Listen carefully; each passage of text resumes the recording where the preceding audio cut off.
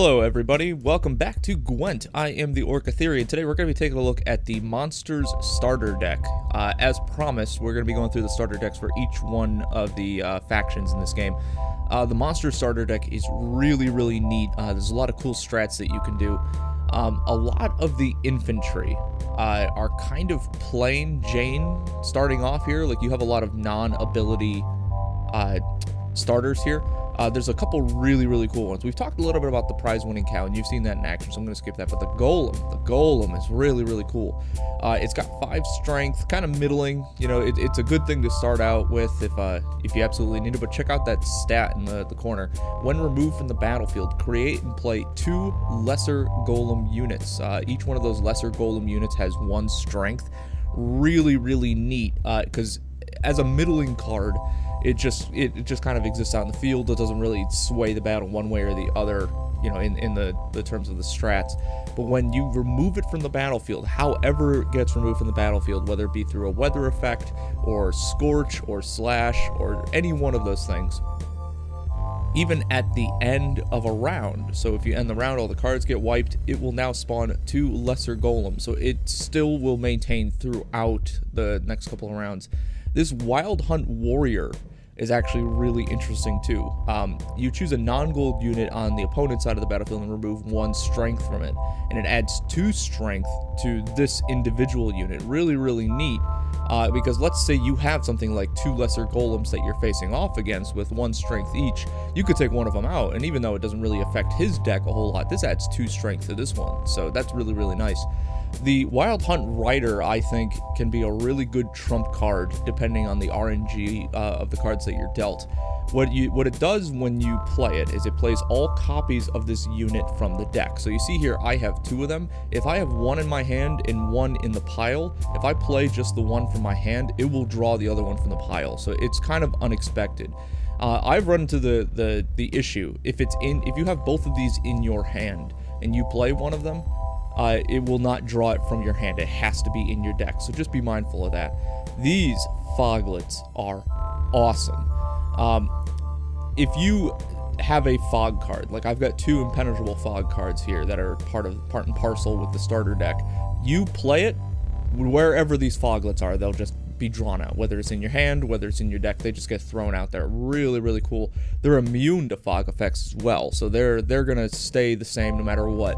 The only caveat is if you throw down a clear skies, clearing out all the weather effects, if your opponent throws out a clear skies, these guys will be wiped from the board. To couple that, there's an ancient foglet card, which is one of my favorite cards from the monster deck. Fog does not affect the unit, but what it does is it augments it every turn. So you'll lay down a fog, you put down your ancient foglet, it's got 6 starting off. On the beginning of the next turn, your next turn, it will have 7 strength. On the next turn, it'll have 8 strength. On the next turn, it'll have 9 strength. It'll just keep going for however long the match goes. Really neat card. The monster deck also has these breedable cards. You see, I've got 2 of them here. What happens with the breedable cards is you have to actually lay down a monster nest. So let's say I've got a breedable card out here. You know, in this case it would be an Ericus. I have 1 out, and I throw down a monster nest. What that will do is it will play a copy of the Ericus. So what that means is, okay, so I've got this Ericus out, and I've got this Ericus out. I play this, it'll spawn copies of both of these, and now I've got, you know, combined 8 strength across the 4 Ericus. Really cool. I like the monster deck a lot. Unfortunately, the monster deck really benefits from actually customizing the deck. So, like right here, I would love to have more Wild Hunt Riders. I would love to have at least maybe 4 of them. Because this is, you know, having 3 strength just kind of added to the deck, really handy in a pinch, but it could break the round if you could add in another 12 points onto your deck. Same thing with the foglets. If you can spawn in more of these things, it creates a nightmare for the other side. We're gonna play with this deck and see what we can do here in a couple rounds. The one thing to note is that the specialty for the monster faction is that 1 neutral non-gold card will stay out. So let's say you have a golem out and you're planning on using the strat of having the 2 lesser golems spawn afterwards. This one can be randomly chosen, and it's random, it's all RNG, to stay out there, and it will lose its effect. So you'll still have a 5 strength golem that will, if there's a 3rd round, spawn 2 lesser golems, but it will stay out there. That can be handy if you, like for instance, manage to get the chort out, or if you have the ancient foglet and it's really, really, really strong, you know, up to 9 or 10 strength. That could be really handy, but you know, you can get a couple downsides there too. Maybe keep a Wild Hunt Rider, which is useless without being able to play the actual special. All right, so let's get going here. My folk have suffered much. Okay, so we are playing up against a ScoreTell deck. ScoreTell can be pretty problematic for a monster deck. I believe I talked about that with the full test deck. Okay, so we've got a couple foglets here. We've got these Swallow and Thunderbolt potions. These are really useless for the cards that I currently have out now. They would be nice if I had like an ancient foglet, but I don't. So what I'd like to do, ooh, I got an Ericus, got a Biting Frost. I'm gonna redraw that one, and I got a Clear Skies. Okay. So the ScoreTell faction has chosen to go first. That's their faction power. Francesca's special card for the ScoreTell unit. Choose up to 3 cards from your hand and replace them. That is really, really handy. And he's playing his prize-winning cow first, so I'm gonna meet him halfway. See what he throws down. Ooh, and he throws down a Swallow potion. Interesting, interesting, interesting. What I'm gonna do is I'm actually gonna throw down this Wild Hunt Rider, because it's going to pull that other one from my deck. So even though I'm not matching him for strength, it's interesting that he chose to put the Thunderbolt potion on the prize-winning cow. The storm is coming. Let's enjoy the weather while we still can. And he just pulled an Epidemic card, which got rid of my prize-winning cow, but then spawned a short. So this guy is not messing around. Okay. What I might do here is actually throw down this golem. Keep it all on infantry. Worst comes to worst, and he throws down a Biting Frost. These two do not face frost effects, so that's nice, but I can always throw down a Clear Sky. Yeah. And that's what he was counting on, so we will neutralize that. That'll be fine. That ain't a problem. And now he's down to 1 strength here on this prize-winning cow. And he's in a bit of a pickle. I never miss. Okay. I really don't have a lot that I want to particularly play. I'm actually going to hold on to this Alzur's Thunder. What I want him to do is waste more cards from his deck, so I'm actually going to pass. I'm in a good spot right now. I'm going to see what he's going to draw out to try to win the round, if he tries to win the round. This guy knows what he's doing, so. Let's see. Oh, he's waiting. The only thing... Oh, okay, then he passed. The only thing I think he could have done there was maybe throw down a copy card. But that's not what happened there. And you see right there, my random faction card kept the golem. So that puts me in a bind there. So he's choosing who will go first. I assume he's going to let me. Yeah, he let me go first. So I'm going to throw down this golem. Sucks that I lost the chort, but we'll be doing okay here. What I could do to mitigate his chort is actually throw down this Alzur's Thunder. Remove 6 strength from 1 non-gold unit, so that'll affect him. Just threw down a Dwarven Skirmisher. That's not a huge issue.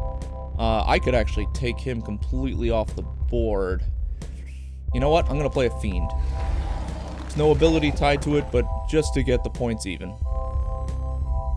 Not that big a deal, really. Let's see. Ooh, and he threw down a Burka. So he took down my golem. It spawned 2 lesser golem, and it put a considerable strength out on me. I'm kind of stuck here because it's gonna play all copies from my deck, but I have both of them in my hand. So what I'm probably gonna do is actually remove 6 strength from one of these guys. Oh, you know what? I'm gonna remove it from the chort, because if he's gonna save anybody, he's gonna try to save that chort. Okay, yeah, now I'm leeching health. I am gonna try to finish this round though, so I'm just gonna start dumping out as many of these cards as I can.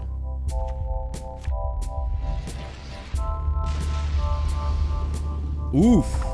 That was a rough one. But you see here, I've got two really strong cards. I've still got my Geralt, and I've still got my Aridin. This spawns a 10 strength Aridin card, so I'm gonna let him have this round. Because I do have now a card advantage over him. So I'm gonna see if he tries to play something, if he tries to make it happen. This golem will effectively stay on the field with the two lesser golems being spawned in. Oh! Saved him. Oh, this is excellent. So he's gonna let a coin toss decide. That's some good strats. We do what must be done. All right, now he's playing with the RNG. Give him a second there. What I can do is I'm actually gonna throw down the Ericus, the Geralt, and the Aridin, and then last minute throw down this fog. So let's do this first. Let's see what he throws down here. I'm really interested to see what he picked up. There's a bronze unit on your side of the battlefield. Return to your hand. Oh, so he's got nothing. Not your lucky day. Because he could have used this. Yeah, so he's in a similar situation to me. I've got a little bit of a type advantage here. Because if he starts throwing stuff down on the... No, he's not going to do that. Alright, well, I can get rid of his entire archery line. I'll get it done. Oof. And I've already won, as you can see. So what we're going to do here, I could continue playing cards, but I've already won, so I'm going to pass. He played a good round.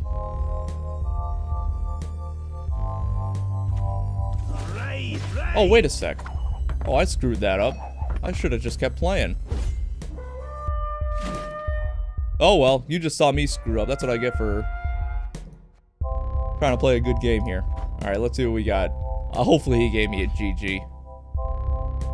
No GG. Oof. Oh, he did. Excellent. Thanks, guy.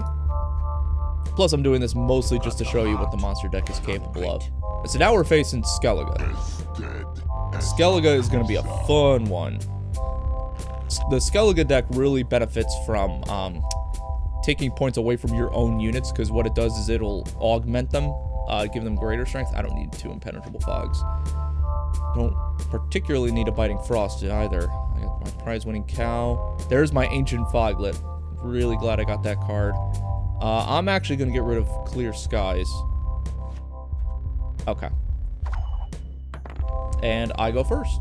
So I didn't really want to go first. I wanted to see what he threw down first. So I'm just going to throw down this prize-winning cow.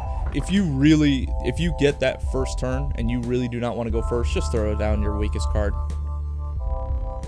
Especially a prize-winning cow, because that will benefit you later regardless. Yeah, okay, so now we're playing patty cake here.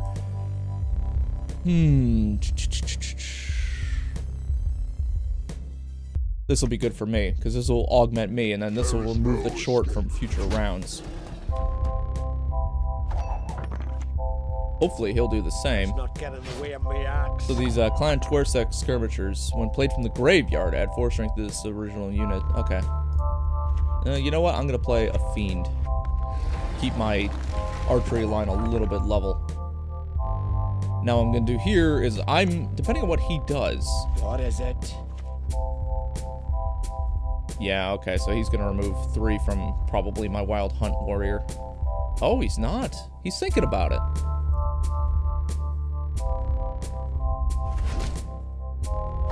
Okay. So you know what? I'm going to stick with my infantry line here.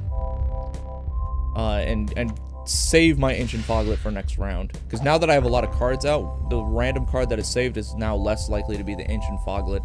And I'd rather keep that around if I could. So right now the game plan is I might throw out a Golem, and then I might throw out a Nowzer's Thunder depending on what he approaches me with. Right now I'm 1 point up. Not a huge lead. Okay, so he's removing 2 strength from somebody. And he's immune to fog effects. Okay. So he took down the one dude, gave me a chort, which is kind of funny. We're gonna throw down this golem. But now that chort is not gonna be effective next round, which is kind of a problem. But we'll see. We'll see once we get there. I hate portals. Both of us are really running out of cards. If I have 6, I'll be able to tie him. Or I could just Alzur's Thunder. You know, I'm gonna use Alzur's Thunder on his short. Bring it down the middle here. Let's see what he does. Ah, he's gonna do the Clan Tursik, or the Clan on Crate Warriors. So I am actually gonna give him this round. I'm gonna explain why as soon as I do it. You see here, I have a lot of cards that spawn copies. Really, really handy. He probably does not, knowing the Skellige deck. So automatically, I'm going into this second round with a bit of an advantage. It's a real shame that it kept the Wild Hunt Warrior, but it is immune to frost effects. I just got a Scorch, excellent, and I got a Geralt. Muy excelente. Because I don't really have a ton of strong cards out right now, so depending on what he throws down first, I may just want to throw out the Scorch. I may. And Scorch does not affect gold units, so if I throw out this Geralt, it's not going to be a huge issue. Transform into a bear. So that ends that Scorch strategy, because I do not want to turn him into a bear. Let's throw out... Oh, I really do not want to... Let's throw out the Fog. Start messing with his mind a little bit. Okay, and these guys are immune to rain effects, so that's something good to know. Now I'm going to throw out this Ancient Foglet. Kind of destroying my own strategy here, but we'll see what happens. So you see there, it just gained 1 power. The strongest are currently these 2 light longships. If I play this Scorch, it'll get rid of both of them. So, are these aren't gold, no, they're bronze. Let's get rid of them. Because the real danger there was the Berserker, because you do not want to turn him into a bear. It's a much, much stronger card. So what? Should I pound it into a poker? So it's adding 4 strength to a unit on his side. If I play the Wild Hunt Rider, he will grab the other one from the deck. Solid strat. Because he's running out of cards. And I still have Eridan and Geralt waiting in the wings here. I want to see what he plays. He's trying to beat me in 2 rounds, and I don't think it's going to be possible for him. Yeah, he's really thinking about it. Probably got a strong card that he doesn't want to play. Ooh. So now he's probably gonna try to revive. Oh, I don't know. Yeah, that guy. Yeah, because he was pulled from the graveyard. Now we are still at even keel, and I really do not want to play these 2 cards, so I'm just gonna throw down this guy.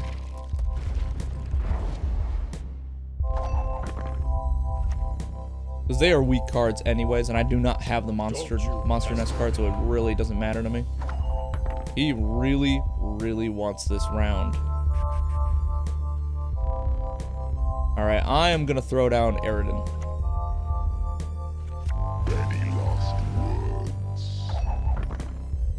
See what is, because he's only got 1 card left. I'm interested to see what it is. Oh, killer! Commander's Horn. I'm just gonna show him what I have on my hand. And now that we're both done, goes to him, passes, goes to me, and it passes. You saw there that I got up to 12 strength of that Ancient Foglet. So that's a really, really good strat if you can get him out early.